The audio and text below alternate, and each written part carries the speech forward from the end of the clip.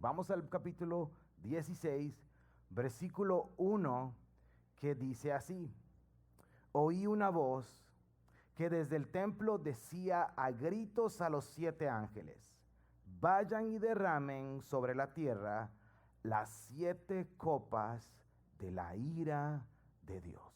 Padre, ponemos este tiempo en tus manos, abrimos nuestra mente y nuestro corazón. Aquí, Señor, creemos con todas nuestras fuerzas que tu palabra es útil, que toda la escritura es útil para instruirnos, para transformarnos y para que el siervo de Dios esté capacitado para toda buena obra, Jesús.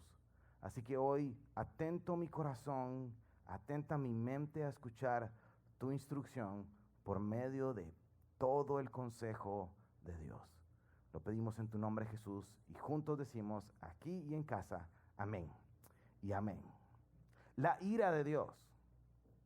El anuncio es que estos ángeles tienen que ir y de estos 7 ángeles derramar sobre la tierra estas 7 copas llenas del furor, llenos de la ira de Dios. Y la pregunta es, ¿cómo entendemos esta ira de Dios? Este término que suena tan fuerte, que suena incómodo, que suena hasta golpea demasiado. Es decir, ¿cómo es esto de la ira de Dios?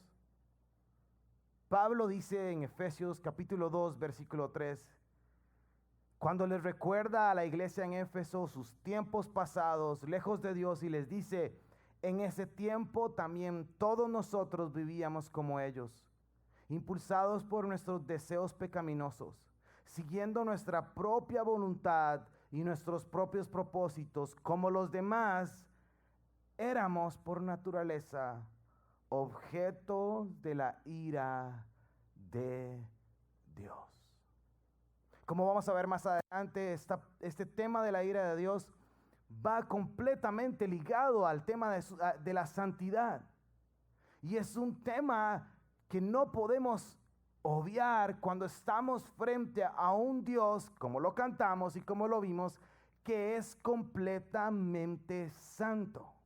Un escritor dice que nuestra actualidad ha producido un Dios sin ira, que ha producido seres humanos sin pecado, que ha producido un reino sin juicio y que ha producido una predicación de un Cristo sin cruz. Cuando eliminamos el aspecto de la ira de Dios, estamos torciendo el evangelio y estamos manipulándolo de manera que creamos un evangelio baratillo, un evangelio del 2 por 1, un evangelio de la oferta y no del tremendo sacrificio de nuestro Señor Jesucristo, cuando en la cruz del Calvario fue literalmente víctima de toda la ira de Dios para que vos y yo tuviéramos vida eterna. Por eso hoy es importante que esto lo guardemos en nuestro corazón y salgamos de acá viviéndolo. 7 imágenes vamos a ver hoy. Imágenes fuertes, imágenes rudas, representadas en estas 7 copas en donde el furor, la ira de Dios se va a derramar sobre una humanidad, sobre un mundo de maldad. Este mundo que hemos estado viendo en las semanas pasadas, este mundo de incredulidad, este mundo que se creyó las mentiras de la bestia y sus agentes, que se creyó y que se está formando parte activa de la blasfemia contra Dios. La blasfemia contra Dios, como lo hemos visto, no es decir malas palabras en contra de Dios. No es de decir properios en contra de Dios. La blasfemia la hemos visto de esa incapacidad al creerme las mentiras que el mundo me da, que el sistema de maldad me vende, y por ende me incapacita de experimentar el amor transformador de Dios en la persona y en el trabajo y en la obra de nuestro Señor Jesús. Sí, dejándolos a la merced del justo juicio y de la ira de Dios. Esa es la realidad.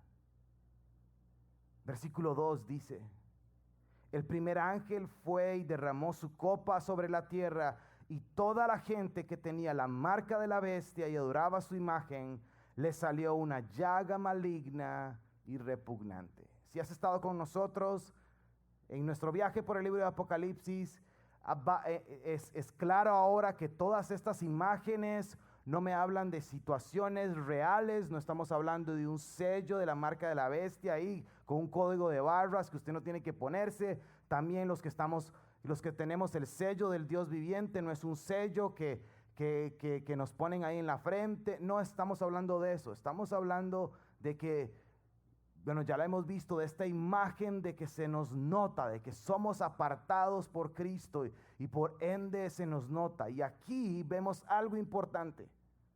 Este capítulo 16 es utilizado y fue utilizado durante muchísimo tiempo, bueno, y sigue siendo utilizado durante mucho tiempo, para hablar del fin del mundo.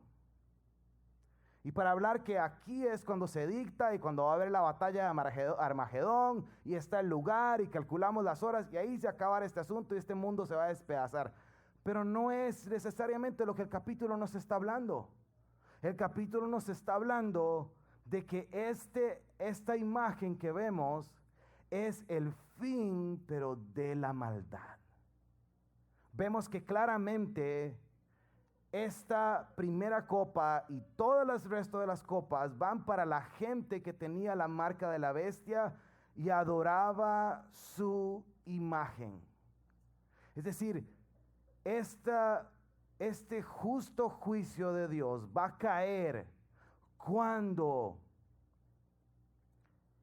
Él lo dicte de esa manera, pero va a caer sobre aquellas personas y sobre ese sistema que constantemente e intencionalmente le dan la espalda a Dios y que se han creído las mentiras del engañador.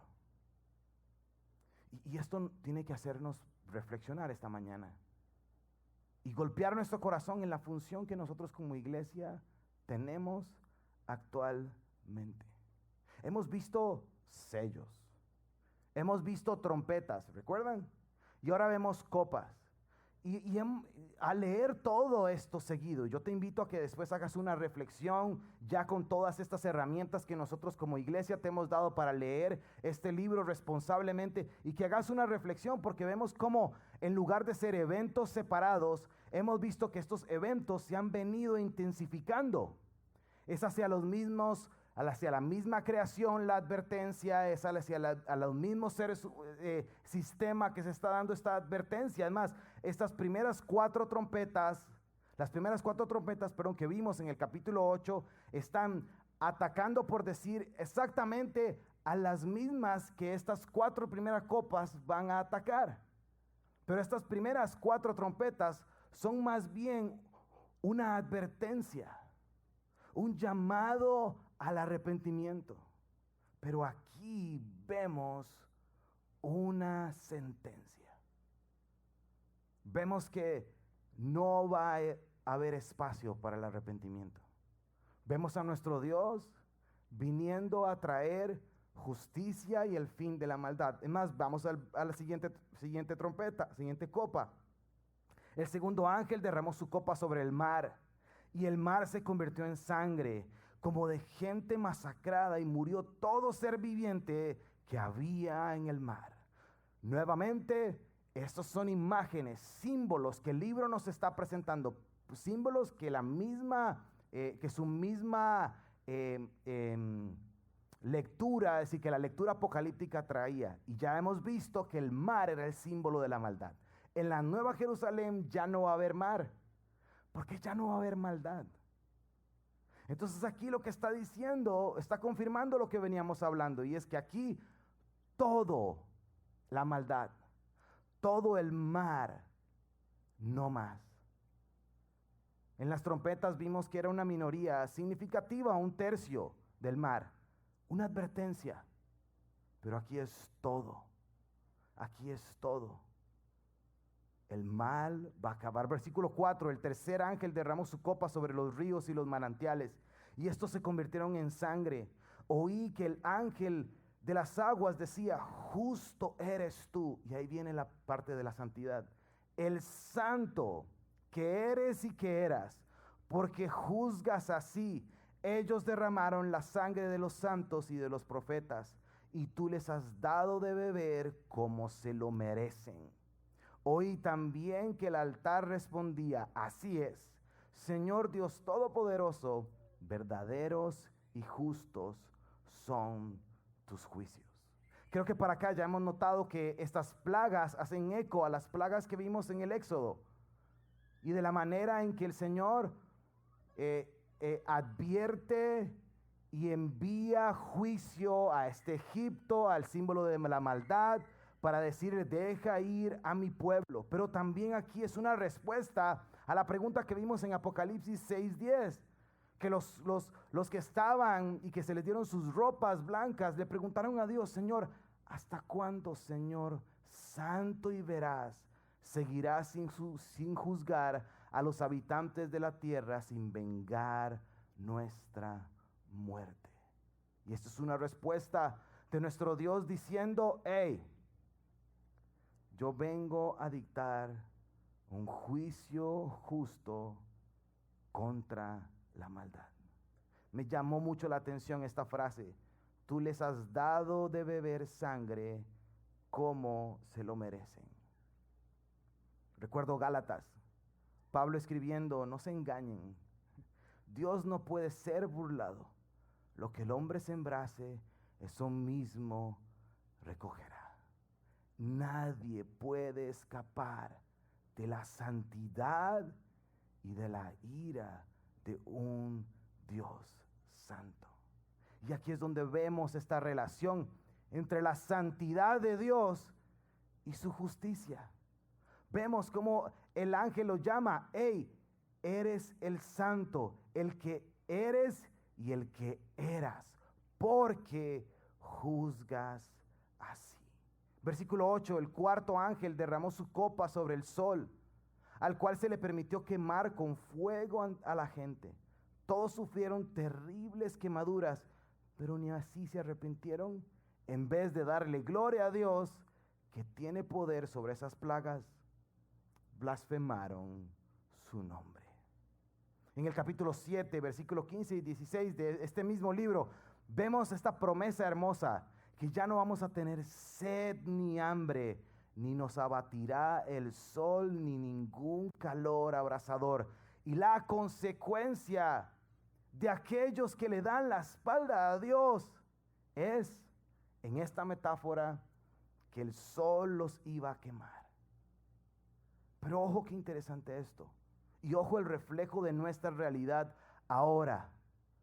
En lugar de arrepentirse, en lugar de volver su mirada a Dios, dicen blasfemia, maldicen su nombre.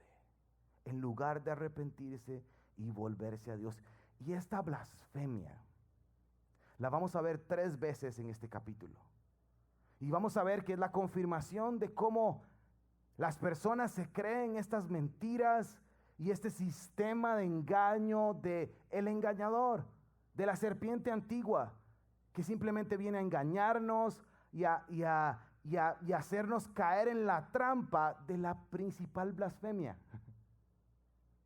En los evangelios vemos esta escena, en donde Jesús está sanando a las personas. Pero antes de sanar a las personas, agarra a este hombre y le dice, tus pecados son perdonados. Y después lo sana. Y los fariseos se rasgan las vestiduras y dicen, ¿qué es esta blasfemia tan terrible? Que este hombre se atribuye a la posición de Dios. Pero bueno, Jesús era Dios. La blasfemia es que vos y yo pensemos que somos Dios. Es decirle a Dios, que es que Jesús es mi accesorio. y el versículo ahí que me ayuda para cumplir mis objetivos, pero todo se trata de mí. Es más, es la mentira de la serpiente antigua. ¿Qué le dijo a la mujer? ¿Cuál fue la razón que le dijo a la mujer? No vas a morir. Eso es pura paja. Vas a ser igual que Dios. Así que tristemente, en la realidad de nuestro mundo ahora vemos esta triste realidad. Hombres y mujeres ciegos, no dándole gloria a Dios, sino creyendo que ellos son Dios. Versículo 10. El quinto ángel derramó su copa sobre el trono de la bestia. Este es fuerte. Y el reino de la bestia quedó sumido en oscuridad. La gente se mordía la lengua de dolor y por causa de sus padecimientos y de sus llagas maldecían al Dios del cielo, pero no se arrepintieron de sus malas obras. Segunda vez que vemos que blasfeman contra Dios. Por si no lo has notado, estas copas de la ira de Dios son selectivas. No es que traen el fin del mundo y no es que este asunto se va a acabar, sino que traen el fin de la maldad. Y esta quinta copa es un ataque directo al trono de la bestia. No precisamente al lugar geográfico específico donde está el trono de la bestia, aunque grandes teólogos dicen que está situado por ahí del Alejandro Morera Soto. Ahí cae directamente este ataque, pero bueno, no voy a entrar en detalles teológicos, después podemos hablar. Pero es un golpe directo al sistema de maldad. Ojo esto, me llama mucho la atención. Dice que y el reino de la bestia, que ya es oscuridad, quedó sumido en más oscuridad. Si el Señor derramando su justicia, derramando sus justos juicios, la ira de Dios sobre esta maldad, sobre el fin de la maldad. ¿Y qué está incluido en esto? Juan 3:19 nos lo dice. Esta condenación se basa en el siguiente hecho. La luz de Dios llegó al mundo, pero la gente amó más la oscuridad que la luz, porque sus acciones eran malvadas. Versículo 12, el sexto ángel derramó su copa sobre el gran río Éufrates y se secaron sus aguas para abrir paso a los reyes de Oriente. Así que nuestra historia empieza a tomar y llegar hacia un clímax. Hemos visto cómo estas 5 copas han venido derramando primero hacia todo este sistema de maldad, a todo el sistema de maldad de este mundo, directo para ponerle fin. Y este libro, como lo hemos dicho en otros momentos, es un libro escrito para llenar de esperanza a una iglesia perseguida. Es decir, esto lo estaba leyendo la iglesia original, probablemente escondida, probablemente en casas, el pastor leyendo esto, tratando de no llamar la atención. Habían sentados ahí en las casitas, en las iglesias, en Apocalipsis, probablemente personas que habían perdido a su papá, a su hermano, a su mamá, algún familiar, producto de su amor y su testimonio por el evangelio de Jesucristo. Tal vez algunos de los que estaban ahí les habían cerrado su negocio, porque como hemos visto no podían comprar ni vender, porque no tenían el sello de la bestia, no eran parte del sistema. Y empiezan a ver y dicen, uy, el Señor va a traer justicia. El Señor va a traer justicia. Y este texto del sexto ángel es un aire de esperanza para todos los que están ahí. Ojo lo que dice. El sexto ángel derramó su copa sobre el gran río Éufrates y se secaron sus aguas para abrir pasos a los reyes del oriente. Cuando la iglesia primitiva escucha esto, inmediatamente dice, claro, el río Éufrates. La historia, los eventos históricos, era que la conquista siempre venía del río Éufrates. Es más, el evento histórico es así. La conquista de Babilonia, los persas desviaron el río Éufrates, lo secaron y pudieron atacar y conquistar a Babilonia. Y la historia, creo que lo vimos en enseñanzas pasadas, la historia decía que el temor de Roma era que de ahí iba a venir su conquista.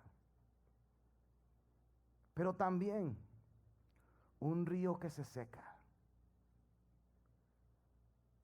Y me imagino a la iglesia recordando el momento donde el pueblo de Israel estaba frente a la tierra prometida, pero estaba el río Jordán. Y a Josué lo vuelven a ver y dice, ¿qué vamos a hacer? Y cortos de memoria, ¿verdad? Porque bueno, ya había pasado un ratillo, ¿verdad? Pero años, las historias estaban ahí en cómo Dios partió el mar y secó el mar para que la victoria del pueblo de Israel fuera consumada.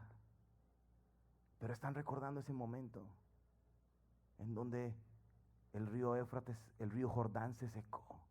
El pueblo de Israel cruzó en seco hacia la tierra prometida. Y aquí, para la iglesia primitiva y para nosotros también, es que un día, vamos a ver esto. Y ojo, dice, para abrir pasos a los reyes de Oriente. Del Oriente es donde es lo que la Biblia nos dice, es donde siempre vamos a ver que va a venir las huestes celestiales. Los que viene es un símbolo, es una simbología, ¿verdad? De donde viene el Salvador, la estrella del Oriente, que andaban en búsqueda los sabios, porque el Salvador había venido al mundo. Y la historia continúa. Así que los reyes del Oriente, recordémonos, ¿verdad? Abrir paso a los reyes del Oriente. Y versículo 13, y vi salir de la boca del dragón, de la boca de la bestia y de la boca del falso profeta 3 espíritus malignos que parecían ranas. Son espíritus de demonios que hacen señales milagrosas y que salen a reunir a los reyes de este mundo entero para la batalla del gran día del Dios Todopoderoso. Entonces ya se está armando el clímax, ¿verdad, familia? ¿Qué estamos viendo acá? Vienen los reyes del Oriente. Viene el Señor con todo su poder. Pero también el sistema de maldad intenta enfrentar en algo. Y entonces se reúnen este sistema de maldad donde salen estos espíritus que convocan a los reyes del mundo entero para hacerle frente en esta batalla del gran día del Dios Todopoderoso. Y estamos a punto de ver una batalla que la vamos a ver como en aproximadamente 3 capítulos. Y no me voy a adelantar, así que no falte los siguientes domingos. Pero sí quiero decir algo. Esta batalla nos va a sorprender muchísimo. Porque yo estoy seguro que usted, si es como yo, cuando le dije que los reyes de Oriente, usted se imaginó al Capitán América, ¿verdad? Seteando los Avengers, ¿verdad? Y cuando dije los espíritus malignos, usted se imaginó a Thanos, ¿verdad? Seteando a los suyos y ahora sí que se vengan los... Va a ser muy diferente que eso. Completamente diferente, porque nuestro Señor ya venció. Y venció en la cruz del Calvario. Y Él simplemente va a venir a decir, se acabó. Se acabó. Seguidamente, en nuestra historia, está seteado como que pareciera que la batalla va a empezar, pero hay como un impas. Y ojo lo que leámoslo. Es versículo 15, cuidado, vengo como un ladrón.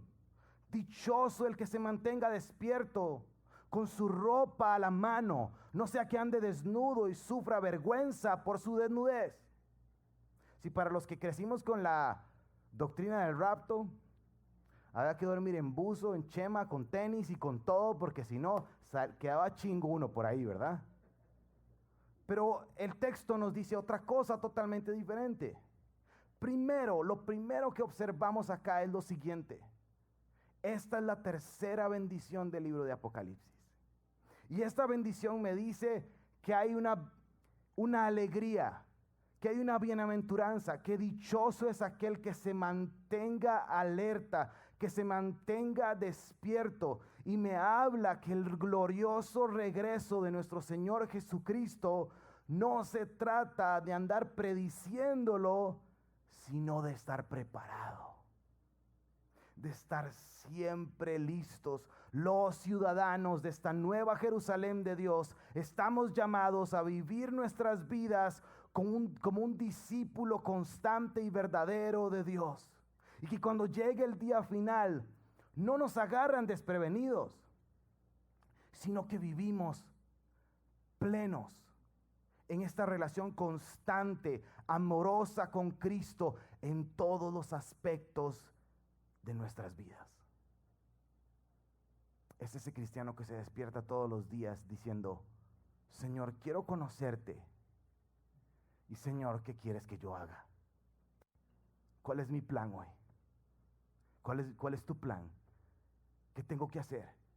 Capacítame en tu palabra. Quiero conocerte más, quiero amarte más, quiero apasionarme, quiero que me transforme más, pero quiero ir a este mundo a llevar tu palabra, a llevar tu mensaje, a que más personas sean tocadas por la mano de Jesús, para que reciban de la justicia de Dios, del amor y de su perdón transformador. Hay una película que se llama, perdón el inglés, ¿verdad? Pero se llama The Big Short. Es una película que habla de esta tragedia financiera que se dio en los Estados Unidos y que por ende afectó a todo el mundo. Y ahí está este personaje que es Batman, en otra película, ¿verdad? Pero ahí no es Batman. Pero es el actor de Batman, ¿verdad? Por cierto, el mejor Batman para mí. Pero bueno, ahí está Batman, está el chavalo que es un genio y se da cuenta que viene una crisis financiera. Y entonces el chavalo agarra sus inversiones, pareciera que tiene como un pequeñito puesto de bolsa, por decirlo así, y él empieza a hacer unas maniobras que todos sus clientes lo empiezan a llamar y le empiezan a decir: ¿cómo se te ocurre? Te voy a demandar, liquídeme ya. Y él no les hace caso. Se empieza a quedar sin empleados, solo le queda como un asistente, pero él todas las mañanas, durante toda la película lo veíamos, donde se despertaba y escribía un número, de cómo sus predicciones, según lo que él había visto, iba a llegar a un momento en que esa bolsa iba a caer, la crisis inmobiliaria iba a explotar y él iba a tener un gran rendimiento. Y cuando el caos llega en la película, la escena del chavalo es simplemente en sus shorts, en sus chanclas y todo hecho leña, escribe ese mega número que su empresa había logrado. Porque el compa sabía de qué se trataba. Porque él había estudiado, porque él se había preparado, porque él había visto donde nadie quería ver. Y creo que es un buen ejemplo para retarnos a nosotros en cómo estamos viviendo nuestra vida cristiana. Tengo un serio problema, en serio, que si conmigo mismo, principalmente, de ser un cristiano tan light, de ser un cristiano tan vago, de ser un seguidor de Cristo que me conformo con, y no es que me conformo, sino que trato de estar ahí con lo apenitas, y no vivir esa invitación hermosa que la palabra de Dios me da de crecer en mi salvación, de ser un fruto maduro, como José nos enseñó hace unas semanas, de dejar de andar ahí de idea en idea y moviéndome de concepto en concepto y simplemente permanecer firme en lo que la palabra de Dios me enseña y encaminar de la mano de Cristo todos los días y capacitarme, no para calentarme la cabeza y ganar ahí los debates en Facebook y en Twitter, que en Twitter son heavies, ¿verdad? Sino para llevar el mensaje de Jesús, de esperanza y salvación que todos necesitan. Esta escena es trágica. Es decir, Dios no quiere que nadie se pierda y que todos vengan al conocimiento de su perdón y de su amor. Pero hay un sistema que ante la vista nuestra pareciera que está ganando. Y estamos siendo cristianos viviendo en base a la derrota y no en base a la victoria de Jesucristo en la cruz. Así que no te dé, que no dudes en estar siempre preparado para dar esperanza para dar razón de la esperanza que hay en tu corazón. Que estés siempre listo, capacitado para poder, lleno del Espíritu Santo. Es más, aquí está confirmado. Sí, Hechos capítulo 1, versículo 8. Dice que los discípulos le dijeron a Jesús, bueno, Señor, ¿y cuándo vas a venir a establecer tu reino? Y él dice, muchachos, a ustedes no les corresponde saber. Es el versículo 7, perdón. A ustedes no les corresponde saber el día y la hora. Pero el versículo 8 dice, pero recibiréis poder cuando haya venido sobre vosotros. Solo en Reina Valera me lo sé, perdón. El Espíritu, y me serán testigos en Jerusalén, en Judea, en Samaria, en Judea y hasta lo último de la tierra. ¿Entienden? ¿Entienden cuál es el poder del Espíritu Santo? Si el poder del Espíritu Santo no es una opción más en el menú, una opción más en el menú para mi vida diaria, para cumplir mis propósitos y mis ideas. Es decir, vamos a ver, hoy ocupo Jesús. No, creo que me la juego sin Jesús, porque va muy bien enfocado el negocio, me va bien en la familia, entonces no ocupo Jesús. Vamos a ver, uy no, la verdad es que esta semana ha estado heavy, entonces voy a ir a la iglesia para escuchar el mensaje, vamos campeón, tú puedes solo, ¿verdad? Y ahí voy a escuchar 3 cositas que me van a motivar, y claro que sí, voy con un Dios a mi medida, con un Dios en mis términos, con un Dios, y la santidad de Dios y la justicia de Dios hoy nos ha dejado claro que no se trata de mis términos, que no se trata de que yo vengo a Dios para decirle, uy Dios, qué bueno que alguien como yo se te está dando pelota. No, es que como a alguien como yo, Dios me ha perdonado y me llama a su reino. Yo creo que para este momento, familia, todos nosotros que hemos estado en este viaje por 16 capítulos del libro de Apocalipsis, nos hemos dado cuenta que la protección para los hijos de Dios no es una protección física necesariamente. No es una protección de salud necesariamente. En este mundo vamos a tener grandes tribulaciones. No es una protección económica. La iglesia primitiva era sumamente pobre. Y gloria a Dios porque Él nos ha bendecido. Y gracias a Dios por su bondad para cada uno de nosotros, que no nos ha hecho falta nada. Y Él prometió que nada nos iba a hacer falta. Pero lo que hemos visto acá de la promesa de protección es que nos salvó de la ira de Dios. Es que vos y yo podemos acercarnos confiadamente al trono de la gracia porque la sangre del Cordero nos ha lavado y nos ha limpiado de todos nuestros pecados. El enemigo busca engañarnos y marcar nuestra mente con sus blasfemias, y por eso terminamos desnudos. Por eso el texto dice que, y ustedes van a andar, no los que los agarren desnudos. La idea aquí es precisamente en este término de batalla. ¿Qué sucedía en esos tiempos cuando un pueblo conquistaba a otro pueblo? El ejército llegaba, lo conquistaba, y todos los prisioneros eran exhibidos desnudos en el desfile triunfal de aquel que los conquistó. Entonces, básicamente, lo que el escritor, lo que Dios nos está diciendo acá, cuidado con andar desnudo creyéndote las mentiras de la bestia, porque cuando llegue el día del juicio, vas a ser exhibido con toda tu vergüenza. Avanzo. Versículo 16, mucho que decir acá. Entonces los espíritus de los demonios reunieron a los reyes en el lugar en que en hebreo se llama Armagedón. Armagedón. También hay un montón de teorías y hay un montón de ideas con respecto a este lugar. Y en nuestras semillas en casa vamos a estar conversando y me estoy quedando sin tiempo y entonces quiero avanzar más rápido. Pero este lugar Armagedón, que muchas personas lo identifican con este lugar que se llama Valle de Megiddo en Palestina, y que lo identifican como un lugar físico, que más bien es un valle, y que las personas dicen que ahí, por eso es que muchas personas dicen, ahí es donde va a ser el lugar, nada más que hay que calcular los momentos y ahí va a ser la batalla. No, porque Armagedón no es un lugar.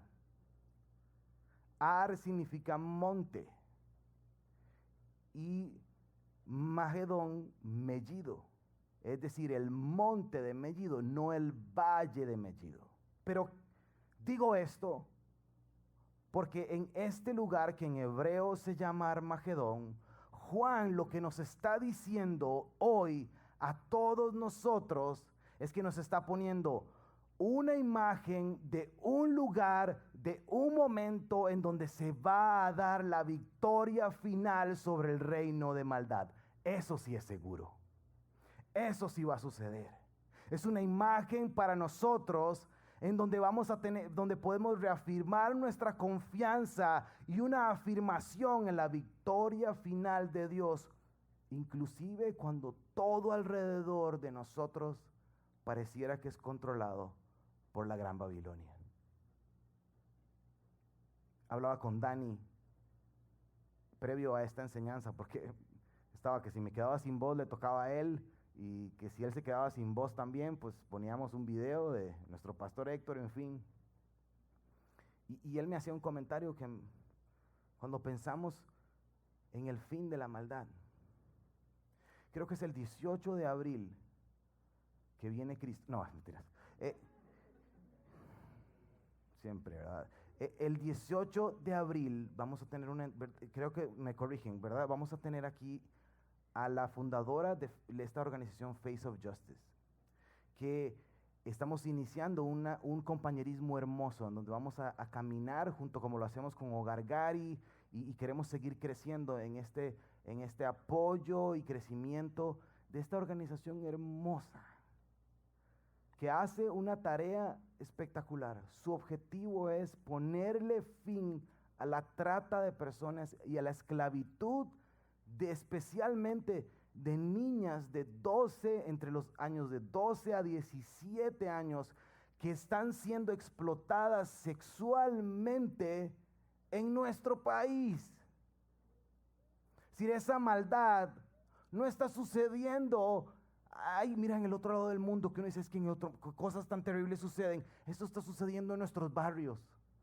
Esto está sucediendo en nuestras rutas de transporte, en donde camino hacia los puertos, en los lugares de descanso, papás que no sé en qué mundo hacen estas, ¿cómo puede suceder esto? Explotan a sus propias hijas para venderlas sexualmente al mejor postor. Y esta organización, vamos a aprender de ellos y vamos a unirnos a ellos, las trae donde les han distorsionado su sexualidad, donde básicamente les han arruinado su vida y les llenan de esperanza. Eso es la victoria que tenemos que estar seguros que un día va a terminar, que un día Cristo va a venir a poner fin a eso y toda la maldad de este mundo. Por eso es que ya no va a haber mar, porque ya no va a haber más maldad. Y por eso la importancia de una iglesia viva, de una iglesia lista para llevar el mensaje de salvación, para ir y llevar ayuda, para ir y rescatar a todas estas personas que están viviendo cautivas de la maldad, cautivas de su propia maldad y de la maldad de este sistema. Versículo 17, y voy cerrando. El séptimo ángel derramó su copa en el aire, Y desde el trono del templo salió un vozarón que decía: se acabó. Ahora las imágenes que siguen es de pura sacudida, inclusive de desconcierto. Notemos, y hubo relámpagos, estruendos, truenos y un violento terremoto. Nunca desde que el género humano existe en la tierra se había sentido un terremoto tan grande y violento. La gran ciudad se partió en tres. Las ciudades de las naciones se desplomaron. Dios se acordó de la gran Babilonia y le dio a beber de la copa llena del vino del furor de su castigo. Hey, el siguiente capítulo vamos a hablar de la gran Babilonia y de su caída. Y cómo el Señor, me encanta esto, se acordó. Si cuando nosotros veamos este sistema de maldad totalmente en contra de Dios, recordemos que Él se acuerda. Y recordemos que Él no se va a olvidar. Pero bueno, eso lo veremos más adelante. Versículo 20, entonces huyeron todas las islas y desaparecieron las montañas.